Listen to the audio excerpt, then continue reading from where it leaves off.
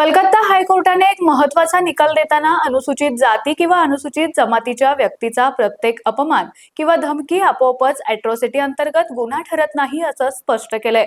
त्यामुळे अॅट्रॉसिटीच्या वाढत्या गुन्ह्यांना पायबंद बसण्याची शक्यता आहे।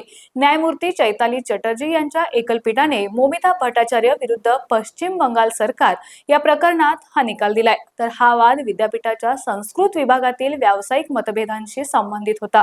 तक्रारदार अनुसूचित जाती घटकातील आहे। 14 नोव्हेंबर 2018 रोजी सहाय्यक प्राध्यापक म्हणून ते रुजू झाले होते। विभाग प्रमुख मौमिता भट्टाचार्य यांनी आपल्या जातीच्या कारणावरून आपला अपमान केला अशी त्यांची तक्रार होती। त्यांनी मानसिक छळ केला आणि आपल्या करिअरचे नुकसान केल्याचे त्यांचे म्हणणे होते। तक्रारीनुसार त्यांना विभागीय बैठकांना बोलावले जात नव्हते, बैठकींचे निर्णय दिले जात नव्हते, वर्ग घेण्यास मज्जाव केला होता, तसेच परीक्षेच्या कामातूनही बाजूला ठेवले होते।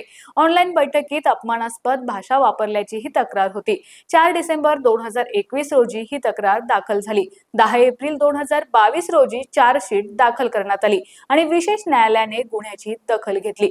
मौमिता भट्टाचार्य यांनी फौजदारी प्रक्रिया संहिता कलम 482 अंतर्गत याचिका दाखल करून संपूर्ण कारवाई रद्द करण्याची मागणी केली। आपण उच्च विद्या विभूषित असून आपल्यावरील आरोप खोटे व सूडबुद्धीने लावले असल्याचे त्यांनी सांगितले। न्यायालयाने सर्वोच्च न्यायालयाच्या काही निर्णयांचा आधार घेत अॅट्रॉसिटी आवश्यक अटी स्पष्ट केल्या। कलम 3(1)R अंतर्गत गुन्हा ठरण्यासाठी आरोपी SC/ST समाजातील नसावा, त्याने जाणीवपूर्वक अपमान किंवा धमकी दिली असावी, तो अपमान त्या व्यक्तीला कमी लेखण्याच्या उद्देशाने असावा, अपमान सार्वजनिक ठिकाणी किंवा लोकांसमोर झाला असावा। न्यायालयाने हे महत्त्वाचे निरीक्षण केले आहे की SC/ST सदस्यांचा प्रत्येक अपमान हा जातीय अपमान मानला जाऊ शकत नाही। तो अपमान जातीय आधारावर म्हणजेच ऐतिहासिक उच्च नीचतेच्या भावना बळकट करण्याच्या हेतूने केला गेला असल्यासच तो या कायद्याखाली गुन्हा ठरतो। फक्त पीडित व्यक्तीची जात आरोपीला माहीत असणे पुरेसे नाही, अपमान त्या व्यक्तीची जात कारणीभूत ठरून केला गेला पाहिजे। तक्रारीत नमूद केले होते की ऑनलाईन बैठकीत तक्रारदाराला आरोपींनी आदर्श सर असे संबोधले गेले।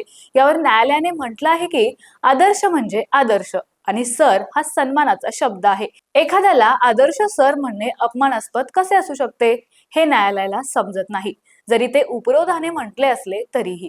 अशा प्रकारे ते SC/ST कायद्यानुसार गुन्हा ठरू शकत नाही। न्यायालयाच्या मते ही कारवाई वैयक्तिक वैर किंवा सूडबुद्धीने प्रेरित वाटते। त्यामुळे फौजदारी प्रक्रिया संहिता कलम 482 अंतर्गत संपूर्ण कारवाई रद्द करणे योग्य आहे।